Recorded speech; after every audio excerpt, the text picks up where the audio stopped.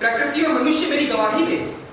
मैं वहां से बोल रहा हूँ जहां मोहनजोदड़ो के तालाब की आखिरी सीढ़ी है, जिसपे एक औरत की जली हुई लाश पड़ी है और तालाब में इंसानों की हड्डियां बिखरी पड़ी हुई हैं।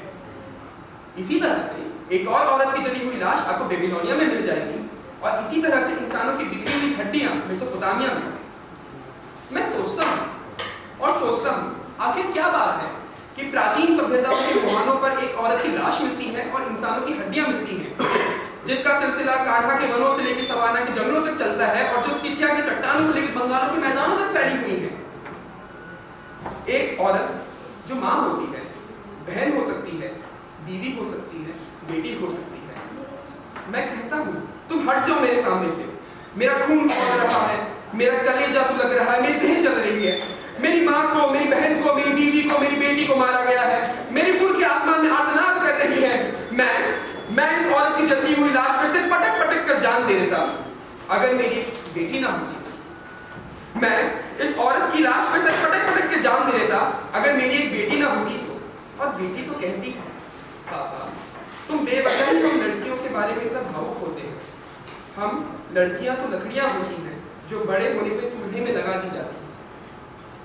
और यह इंसानों की बिखरी हुई हड्डियां, ये हड्डियां रोमन गुलामों की भी हो सकती है और बंगाल के जुलाहों की भी, या अति आधुनिक वियतनामी, फिलिस्तीनी, इराकी बच्चों की भी।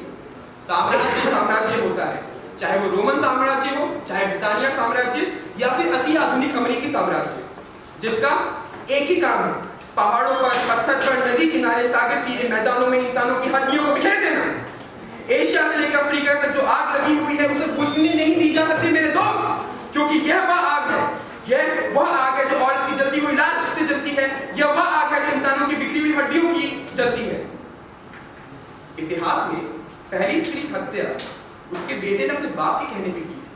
जी हाँ, जमदग्नि ने कहा, हे परशुराम, मैं तुमसे कहता हूं तुम अपनी मां का जाकर वध कर दो। और परशुराम ने कर ही दिया। इस तरह से पुत्र पिता का हुआ और पितृसत्ता आई, और तब पिता ने पुत्र को मार दिया। जब गंगा ने शांतनु से कहा, मैं तुमसे कहती हूं कि तुम मेरी संतानों को मुझ में डुबो दो, और राजा शांतनु ने अपनी संतान को गंगा में डुबो दिया। लेकिन शांतनु गंगा का नहीं हुआ। राजा किसी का नहीं होता, लक्ष्मी किसी की नहीं होती, और धर्म किसी का नहीं होता। लेकिन राजा के सब होते हैं, गाय भी, गंगा भी, सीता भी और गायत्री भी। और ईश्वर तो है। राजा के घोड़ों की घास को भी सलाम करता रहा। बड़ा नेक था बेचारा ईश्वर, राजा का स्वामी था। लेकिन अफसोस है कि अब नहीं रहा। बहुत दिन हो गया, मर गया। और जब मरा तो राजा ने उसे कफन भी नहीं दिया, दफन करने के लिए उसे 2 गज जमीन भी नहीं दी। किसी को नहीं पता ईश्वर कहां दफनाया गया। ईश्वर मरा अंततः, और उसका मरना ऐतिहासिक सिद्ध हुआ, ऐसा इतिहासकार बोलते हैं। इतिहासकारों का यह भी मत है कि राजा भी मरा, रानी भी मर गई और उसका बेटा भी मर गया। राजा लड़ाई में मर गया, रानी कढ़ाई में मर गई, और बेटा कहते हैं कि बेटा पढ़ाई में मर गया। लेकिन राजा का दिया हुआ धन रहा, धन वचन भी हुआ और बढ़ता रहा। पर फिर वही बात, हर सभ्यता के मुहाने पर एक औरत की जलती हुई लाश और इंसानों की बिखरी हुई हड्डियां। ये लाश जली नहीं, जलाई गई है। ये हड्डियां बिखरी नहीं, बिखेरी गई है। ये आग लगी नहीं, लगाई गई है। ये लड़ाई छिड़ी नहीं, छेड़ी गई है। और कविता लिखी नहीं, लिखवाई गई। और जब कविता लिखी जाती है तो आग भड़क जाती है।